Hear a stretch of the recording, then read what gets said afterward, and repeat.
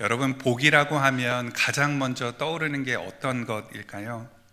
우리를 편안하게 하고 그리고 우리를 행복하게 하는 것들일 것입니다.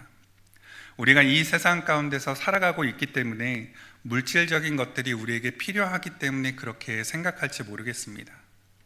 그런데 우리는 오늘 기도에서 말씀해 주셨던 것처럼 하나님께서 함께 하시는 삶이, 복음을 붙들고 예수 그리스도를 붙들고 살아가는 삶이 복된 삶이다라고 하는 것을 알고 있습니다.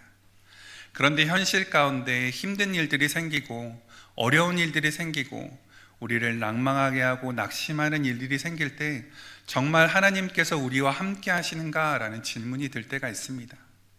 그럴 때 내가 정말 복된 삶을 살고 있구나라는 생각을 하기가 쉽지 않습니다.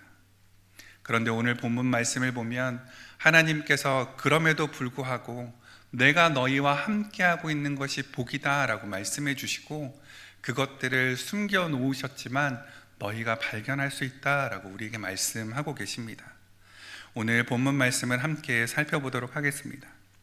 우리 19절 말씀을 먼저 보시면 룻이 베들레헴에 돌아올 때 그 장면으로 시작하고 있습니다. 이에 그 두 사람이 베들레헴까지 갔더라 라고 간략하게 기록되어 있습니다. 하지만 여러분, 그 거리는 쉬운 거리가 아니었습니다. 모압에서 베들레헴까지의 거리는 약 60마일이 넘는 거리입니다. 길 중간에 강도 있고 험한 길도 있고 어떤 사람을 만날지도 모르는 그 길을 그저 여인 둘이 그 길을 다 거쳐서 베들레헴에 도착했다라고 말씀합니다. 여러분, 그리고 나오미가 고향을 떠난 지 10년이 되었습니다. 그 시간을 타지에서 보내고 지금 돌아와서 베들레헴을 바라보고 있습니다. 여러분, 그 마음이 어떠할까요? 그런데 그런 회상의 마음에 잠기기도 전에, 낭만적인 시간을 잠시 갖기도 전에 19절 말씀을 다시 보시면 이렇게 기록합니다. 베들레헴에 이를 때에 온 성읍이 그들로 말미암아 떠들며 이르기를 이가 나오미냐 하는지라 라고 기록합니다. 여러분, 그들로 인해 온 성읍이 들썩들썩 거렸습니다. 수군거리고 있었습니다. 좋은 의미가 아니라 다른 의미로 수군거린 것입니다. 이가 정말 나오미인가? 정말 그러한가? 다시 고향으로 돌아오는 그 모습을 보고 사람들의 수군거림이, 뒷이야기들이 시작되고 있었습니다. 그래서인지 나오미가 그들에게 먼저 이렇게 말합니다. 20절과 21절 말씀입니다. 나오미가 그들에게 이르되 나를 나오미라 부르지 말고 나를 마라라 부르라. 이는 전능자가 나를 심히 괴롭게 하셨음이니라. 내가 풍족하게 나갔더니 여호와께서 내게 비어 돌아오게 하셨느니라. 여호와께서 나를 징벌하셨고 전능자가 나를 괴롭게 하셨거늘 너희가 어찌 나를 나오미라 부르느냐 하니라 라고 말씀합니다. 그가 먼저 사람들에게 말합니다. 나를 나오미라 부르지 말라라고 말합니다. 왜냐하면 그 이름의 뜻은 기쁨, 즐거움, 환희의 뜻을 가지고 있었기 때문입니다. 그런데 지금 자신의 처지가, 자신의 모습이 그렇지 않았기 때문에 자신의 이름을 마라라 불러달라 말하고 있습니다. 씁쓸함과 고통과 괴로움의 뜻을 가지고 있는 마라라고 나를 불러달라라고 말합니다. 그리고 그 이유가 전능자가 나를 심히 괴롭게 했기 때문이다. 내 인생이, 지금의 삶이 너무나도 괴롭다라고 말하고 있습니다. 기뻐할 수 있는 것은 없고 쓸쓸함과 고통과 괴로움만 내 삶에 남아있다라고 말하고 있습니다. 여러분, 풍족하게 나갔는데 여호와께서 비어 돌아오게 하셨습니다. 여호와께서 나를 징벌하셨고 전능자가 나를 괴롭게 했다라고 기록합니다. 여러분, 지난 시간에 살펴본 것처럼 나오미가 하나님의 말씀을 기억하고 있었고 하나님께서 다스리심을 기억하고 있었지만 그의 삶 가운데 이 아픔과 어려움을 계속해서 겪으면서 그의 마음 가운데 여전히 상처가 남아있는 것을 보게 됩니다. 현실에서의 삶은 아픔 가운데 있었기 때문입니다.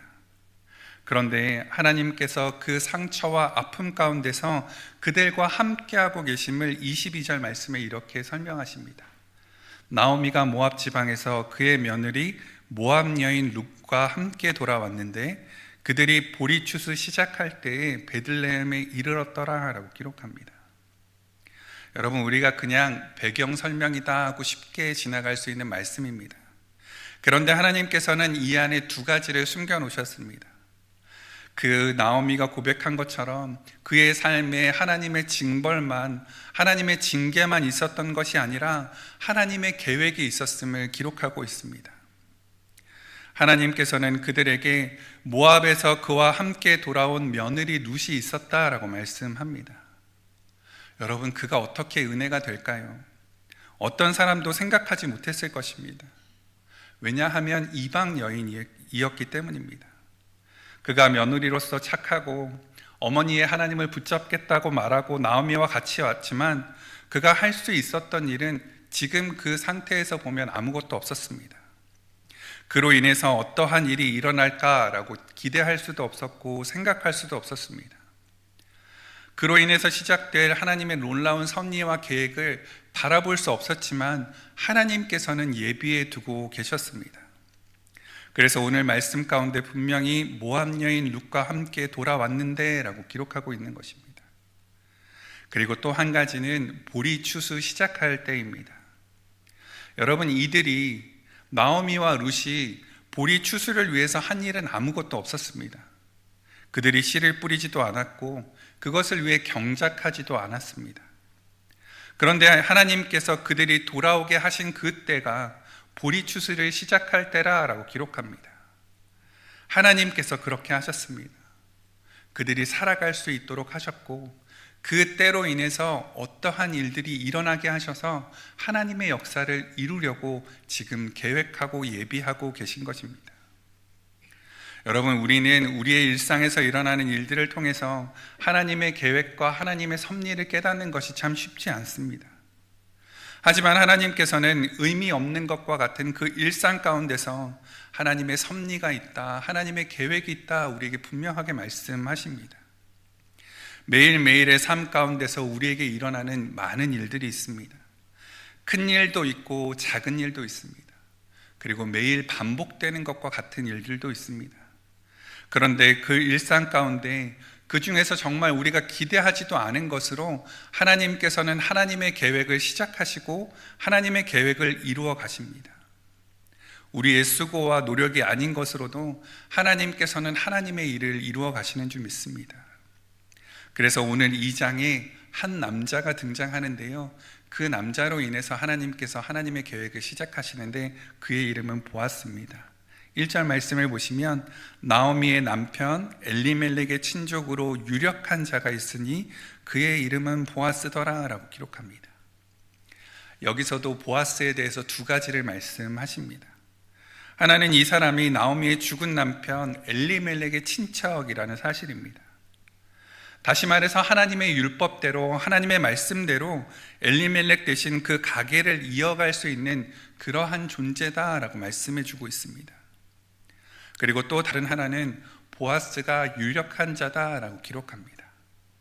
여러분, 여기에서 유력한 자다라는 뜻은 단순히 돈이 많은 사람을 의미하는 것이 아니라 그가 도덕적으로 사람들에게 영향력이 있었던 사람이다라는 것입니다. 여러분, 보아스는 단순히 돈만 있는 사람이 아니라 그 마을에서 선한 영향력을 끼칠 수 있는 사람이었습니다. 그리고 2절 말씀을 보면 다시 룻에게로 시선을 돌려 이렇게 기록합니다. 모압 여인 룻이 나오미에게 이르되 원하건대 내가 밭으로 가서 내가 누구에게 은혜를 입으면 그를 따라서 이삭을 줍겠나이다 하니 나오미가 그에게 이르되 내 따라 갈지어다 하매 라고 말씀합니다. 여러분, 하나님께서 이들에게 은혜를 베푸셔서 보리 추수할 때 돌아오게 하셨습니다. 그렇기 때문에 지금 밖에서는 베들레헴 온 마을이 너무나도 분주했습니다. 그런데 여기 룻과 나오미에게는 먹을 양식이 없었습니다. 그래서 지금 룻이 나선 것입니다. 신명기 24장 19절 말씀을 보면 하나님께서 이렇게 말씀하셨습니다. 내가 밭에서 곡식을 벨 때에 그 한 못을 밭에 잊어버렸거든 다시 가서 가져오지 말고 나그네와 고아와 과부를 위하여 남겨두라. 그리하면 내 하나님 여호와께서 내 손으로 하는 모든 일에 복을 내리시리라 말씀하셨습니다. 지금 룻이 하나님께서 하신 이 말씀을 알았는지 몰랐는지 우리는 알 수 없습니다. 그런데 지금 룻이 밖에 나가서 보니까 하나님의 말씀대로 그렇게 살아가는 사람들이 있었습니다. 그래서 지금 룻이 그 일을 하겠다라고 말하고 그의 어머니 나오미는 그렇게 하라라고 말하는 것입니다. 그래서 룻은 밖으로 나갔습니다. 누군가로부터 은혜를 잊길 바랬습니다. 마음이 후한 사람에게 갔으면 좋겠다라고 생각하면서 길을 나섰을 것 같습니다. 그 안에 걱정과 두려움이 없었을까요? 너무나도 많았을 것입니다. 사람들은 여전히 수군거리고 있었고, 저 이방 여인이 무엇을 하려고 하지? 라고 뒤에서 수군거리는 그 따가운 눈총과 그 말소리들이 들렸을 것입니다. 그런데 그 낯선 곳에서 누구의 밭인지도 모르고 자신이 혼자 이삭을 줍기 위해 나갔습니다. 쉽지 않은 발걸음이었습니다. 그런데 그 밭이 어떤 밭인지 3절 말씀을 보면 이렇게 기록합니다. 룻이 가서 베는 자를 따라 밭에서 이삭을 줍는데 우연히 엘리멜렉의 친족 보아스에게 속한 밭에 이르렀더라 라고 말씀합니다. 여기 성경은 우연히라는 단어를 사용합니다. 지금 룻기의 저자는 의도적으로 이 우연히라는 단어를 사용하고 있는 것입니다. 우연이라고 말하고 있지만 말씀을 읽고 읽는 독자들로 하여금 이것이 진짜 우연인지 우연이 아닌지 생각해 보라 라고 도전하고 있는 것 같습니다. 정말 이 일이 우연히 일어난 일이 아니라 하나님께서 계획하고 예비하신 일이다 라고 하는 것을 강조하기 위해 역설적으로 표현하고 있는 것 같습니다. 그런데 신기하게도 이 기막힌 우연은 그것이 다가 아니었습니다. 4절 말씀을 보면 룻이 밭에 들어간 그날 보아스가 그의 밭으로 왔다라고 기록합니다. 4절입니다. 마침 보아스가 베들레헴에서부터 와서라고 기록하고 있습니다. 여기 보면 마침이라고 기록되어 있습니다. 여러분, 마치 기다렸다는 듯이 그 극이 설정되고 그 극이 드라마처럼 보아스가 지금 등장하고 있는 것입니다. 여러분, 오늘 말씀 가운데 룻이 우연히 보아스의 밭으로 가게 된 것, 그리고 보아스는 룻이 일하기 시작한 바로 그날에 그 밭에 와서 마침 둘이 만나게 된 것, 이 모든 것이 우연처럼 우리에게 설명하고 있지만 우리는 그것이 우연이 아니라는 것을 너무나 잘 알고 있습니다. 우연히 그리고 마침이라는 단어를 사용하면서도 룻기는 정확하게 하나님께서 계획하셨다, 예비하셨다, 섭리하셨다 말하지 않습니다. 하지만 말씀을 읽고 상고하는 우리는 그것이 하나님의 섭리 가운데서, 하나님의 계획 가운데서 이루어진 일임을 우리는 깨닫게 됩니다. 그리고 밭에 등장한 그 보아스의 모습을 통해 이 사람이 어떻게 살아가고 있었는지 우리는 그 삶의 모습을 볼 수 있는데요, 4절을 다시 보시면 이렇게 기록합니다. 마침 보아스가 베들레헴에서부터 와서 베는 자에게 이르되 여호와께서 너희와 함께 하시기를 원하노라 하니 그들이 대답하되 여호와께서 당신에게 복 주시기를 원하나이다 대답합니다. 여러분, 지금 보아스가 밭에서 베는 자들에게 인사하고 있습니다. 다른 무엇으로 하는 것이 아니라 여호와께서 너희와 함께 하시기를 원한다 라고 축복하며 인사합니다. 하나님께서 너희와 함께 하시는 것이 축복임은 그들에게 전하고 있습니다. 그리고 그들도 응답으로 여호와께서 복 주시기를 원한다 라고 말씀합니다. 그런데 여러분, 룻기가 지어진 그 시대를 여러분 기억하고 계시죠? 사사 시대입니다. 하나님을 섬기는 것보다 내가 원하는 대로 살아가던 시대였습니다. 하나님께서 말씀하신 그 가치보다 내가 중요하다라고 여기는 그 가치가 더 위에 있는 그러한 시대였습니다. 그런데 자기가 원하는 대로 살아가던 그 시대에, 그 사사 시대에 서로 하나님 안에서 하나님의 이름으로 축복하고 있는 이들을 보게 됩니다. 여러분, 이 장면이 이 보아스가 어떠한 사람인지 보여주는 장면입니다. 그의 삶 가운데서 하나님을 어떻게 여기고 있고 하나님에 대해서 어떻게 생각하고 있는지 우리에게 보여주고 있습니다. 그리고 그 가운데 한 낯선 여인이 보아스의 시선을 끕니다. 보아스는 그 여인이 누구인지 일꾼을 감독하는 사환에게 물었습니다. 그리고 사환은 그가 나오미와 함께 돌아온 모압 지방의 여인이다, 소녀다 라고 대답합니다. 이방 여인이 시어미를 따라 베들레헴에 온 것은 흔치 않은 사건이기 때문에 그도 소문을 들었을 것입니다. 그리고 그 소문에 그 사람을 지금 보게 된 것입니다. 그런데 사환은 보아스에게 한마디를 더 붙여서 이야기하는데요, 7절 말씀을 보면 이렇게 기록합니다. 그의 말이 나로 베는 자를 따라 단 사이에서 이삭을 줍게 하소서 하였고, 아침부터 와서는 잠시 집에서 쉰 후에 지금까지 계속하는 중이니이다 라고 말씀합니다. 사환이 말합니다. 아침부터 지금까지 잠깐 쉰 것 외에는 계속해서 일하고 열심히 일하고 있습니다 라고 말하고 있습니다. 시험이 나오미와 자신의 양식을 위해서 정말 성실하게 그 일을 감당하고 있었습니다.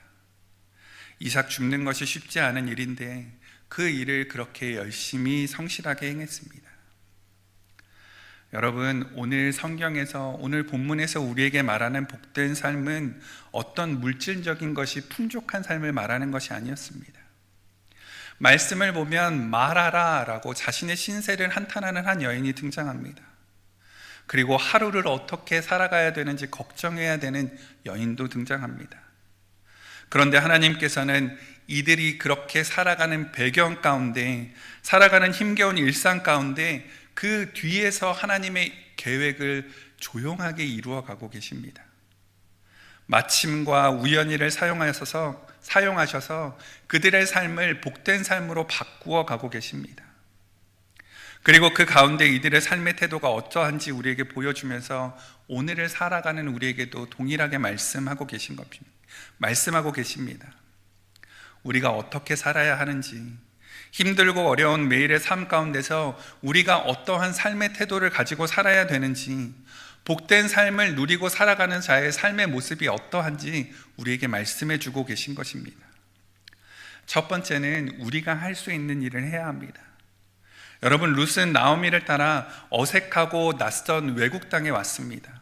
이방인이었습니다. 룻기 저자도 이 점을 강조하기 위해서 말씀을 보시면 계속해서 룻에게 모압이라는 수식어를 붙이고 있습니다. 모압 여인, 모압 지방, 모압 소녀라 말합니다. 아는 사람도 없습니다. 지리도 익숙하지 않습니다. 문화도 다른 이스라엘의 베들레헴에서 어색하고 낯선 것은 너무나도 당연할 것입니다. 그로 인해서 위축될 수도 있습니다. 그런데 이 모압 여인, 이방 여인 룻은 가만히 앉아있지 않고 일어나 나갔습니다.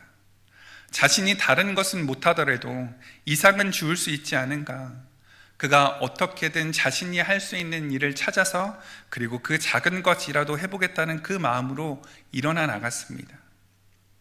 이방 여인으로 그 모든 어려움들이 있음에도 내 삶에서 할 수 있는 그 일을 하려고 했고, 그래서 일어났습니다. 여러분, 우리의 상황도 이와 비슷할 수 있습니다. 우리가 무엇을 하기에 어려움이 있을 수 있습니다. 힘들다고 생각할 수 있습니다. 오늘 말씀의 룻보다 더 아프고 어려운 상황 가운데 있는 사람들도 있습니다. 여러분, 룻도 홀로 시어머니를 모시고 하루 살아갈 그 한 끼 먹을 양식을 걱정했지만 그 걱정으로 그치지 않고 내가 할 수 있는 일부터 시작하고 있습니다. 여러분, 내가 내 자신을 돌아볼 때 아무것도 기대할 것이 없는 것처럼 보일 수도 있습니다. 여러분, 근데 그렇게 보이고 그렇게 생각하도록 하는 것은 우리의 원수 사단 마귀가 우리에게 원하는 일입니다. 그들이 원하는 것은 빼앗고 죽이고, 그리고 우리를 사망에 이르게 하기 위해서 오기 때문입니다. 사단 마귀는 우리를 돌아볼 때 기대할 것이 없는 것처럼 우리 자신에게서 대단한 것이 없다라고 우리에게 속삭입니다. 아무런 대책도 없고 미래도 없는 우리의 모습만을 바라보게 합니다. 그런데 여러분, 말씀을 보시면 하나님께서는 그들을 그렇게 보지 않으셨습니다. 하나님께서는 그럼에도 불구하고 그들을 향한 계획이 있으셨고 그들을 향한 섭리를 이루어가고 계십니다. 여러분, 막막하고 답답해도 하루를 살아낼 수 있으면 되는 줄 믿습니다. 기도하면서 하나님의 도우심을 구하면서 살아갈 때 하나님께서는 그가 예비하신 것들을 그 일상에서 의미 없는 것이라고 생각했던 그 작은 것에서 만나게 하시기 때문입니다. 그리고 두 번째로, 그 작은 일이라고 할지라도 최선을 다해야 합니다. 여러분, 지금 룻은 보아스라는 관대한 사람의 밭에서 일할 수 있는 기회를 잡았습니다. 근데 그 일은 너무나도 하찮은 일이었습니다. 밭에서 곡식을 거두는 일꾼들보다 못하게 그들을 따라다녀야만 했고, 그들이 떨어뜨리고 흘린 것을 찾아야 했습니다. 허리를 굽혀서 주워야 되는 일이었습니다. 그저 힘만 들면 그래도 괜찮을 것 같은데 사람들의 눈치도 보아야 되는 일입니다. 그런데 그 일을 최선을 다해 성실히 임했습니다. 아침부터 그 일을 계속해서 열심히 했습니다. 그리고 그렇게 살아가는 룻의 태도를 통해서 하나님께서는 보잘것없는 그 감독하는 사환을 통해 보아스에게 그가 어떠한 사람이다 라고 말해주는 그 일을 이루어가고 계십니다. 여러분, 남들이 보기에 어떠한 일인지 그것이 중요한 것이 아니라 내가 할 수 있는 그 일을 정말 하나님 앞에서 내가 최선을 다해서 하고 있는지, 신실하게 하고 있는지, 성실하게 하고 있는지, 그것이 중요한 것인 줄 믿습니다. 왜냐하면 하나님께서는 일의 성과를 보시는 것이 아니라 그 일을 대하는 그 태도를 보시기 때문입니다. 우리가 하나님 앞에 부끄러움이 없다면 하나님께서는 그 사람의 시선들도 바꾸어 주실 것입니다. 룻에 대한 시선이 곱지 않았습니다. 다 망해버린 나오미가 돌아올 때 같이 온 한 이방 여인에 대해서 사람들은 수군거렸습니다. 그런데 그가 집중한 것은 그러한 수군거림이나 사람들이 자기를 바라보는 시선이 아니라 지금 자기가 할 수 있는 그 일에 집중했고 그 일을 성실히 최선을 다해서 했습니다. 여러분, 우리가 우리 자신을 돌아볼 때 내가 하는 일이, 내가 섬기는 일이 작다라고 생각할 수 있습니다. 별것 아닌 것 같은 일을 하고 있는 것처럼 느껴질 때도 있습니다. 하지만 여러분, 하나님 앞에서 작은 일이란 없습니다. 보잘것없는 것이란 없습니다. 하나님 앞에서 하나님께 하는 것처럼 우리가 그 일을 하기 시작할 때 하나님께서는 그 작은 것으로부터 하나님께서 너와 함께 하심을 경험하게 하시고 그 일로부터 하나님의 역사를 시작하시고 역사를 바꾸어 가시기 때문입니다. 그리고 그렇게 살아갈 때 하나님께서 그들과 함께 하심을 경험하게 깨닫게 하십니다. 여러분, 우리는 본문에서 우연히 그리고 마침이라는 단어를 보았습니다. 그런데 그 우연히, 마침이라는 그때가 하나님께서 예비하시고 준비하신 때입니다. 여러분, 그들이 보리 추수할 때 도착할 것을 알지 못했습니다. 그런데 하나님께서는 그 여정을 인도하셔서 그들이 안전하게 보리 추수할 때 도착하게끔 하셨고, 그리고 그때로부터 그들이 그 이삭을 줍는 일을 하게 하셨고, 그리고 그 가운데 우연히와 마침으로 보아스를 만나게 하시고 보아스의 눈에 들게 하셨습니다. 여러분, 이렇게 말씀을 볼 때 우리 안에 이런 질문들이 생길 때가 있습니다. 하나님께서 그렇게 다 나중에 잘 되게 하실 거면 왜 지금 이렇게 우리에게 어려움을 겪게 하시지? 하나님께서 예비하시고 준비하셨다면 왜 나오미가 남편이 죽은 아픔과 슬픔을 겪게 하시는 걸까? 비탄과 상처를 가지게 그저 두시는 걸까? 우리가 그것을 이해하기란 쉽지 않습니다. 그런데 여러분, 그 모든 일들이 일어날다 할지라도 그 일들 가운데서 하나님께서 선한 계획과 인도하심을 가지고 있다라는 믿음을 우리는 잃지 않아야 합니다. 왜냐하면 하나님께서는 우리에게 가장 선한 것을 주시는 분이시기 때문입니다. 여러분, 오늘 말씀에 모압 여인이 어느 밭에 가서 일하게 된 건, 그리고 그 밭이 친족 보아스의 밭이었던 것, 그리고 룻이 있을 때에 보아스가 그 밭에 도착한 것이 모두 우연이 아니었습니다. 마침 그냥 단순하게 일어난 일이 아니었습니다. 하나님께서 예비하시고 준비하시고 그들을 복된 삶으로 이끌어 가시는 그 과정 가운데 일어난 일이었습니다. 여러분, 말씀을 마치도록 하겠습니다. 여러분, 이렇게 말씀을 읽으면서 우리가 룻의 인생을 살펴보면 그의 입장에서 하나님께서 어떻게 역사하시는지 그것을 받아들이기란 참 쉽지 않았겠다라는 생각이 듭니다. 그런데 자신의 가족을 포기하고 하나님을 따라, 시어머니의 하나님을 따라, 그 여호와 하나님을 따라 이곳까지 와서 열심히 성실하게 일하고 하루하루를 살아가는 그에게 하나님께서는 보이지 않지만 그에게 보이지 않는 그 손으로 하나님의 선한 계획으로 인도하고 계심을 우리는 말씀을 통해 발견하게 됩니다. 여러분, 우리의 삶도 다르지 않습니다. 지금 당장 우리에게 일어나는 그 작은 모든 일들이 우리에게 어떤 의미인지 우리는 잘 알 수가 없습니다.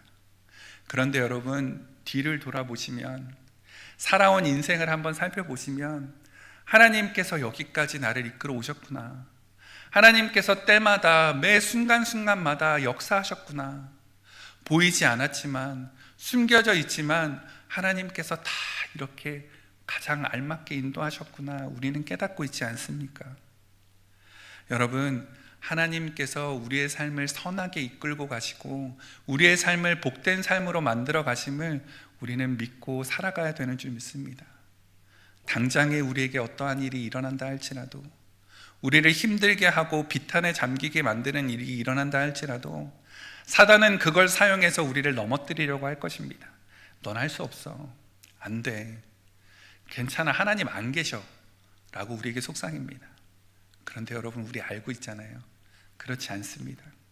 하나님께서는 계시고 그 가장 아픈 일 가운데, 가장 밑바닥에 떨어진 그 한가운데서도 하나님께서는 역사하고 계시고, 하나님께서 예비한 사람들을 만나게 하시고, 하루하루 믿음으로 하나님 앞에 눈물 뿌려 울며 기도하는 우리에게 하나님의 약속이 이루어지고 있다라고 우리에게 분명하게 말씀하고 계십니다.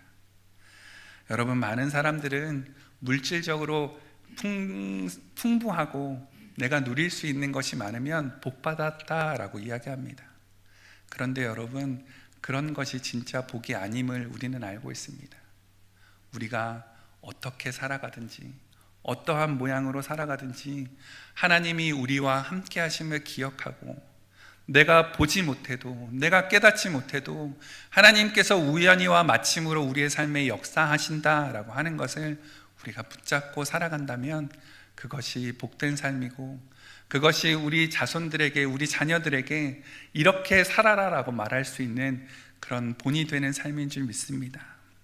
하나님께서 인도하고 계심을, 하나님께서 우리를 붙들고 선한 길로 이끌어가고 계심을 믿고 살아가는 우리 모두가 되기를 주님의 이름으로 축복합니다.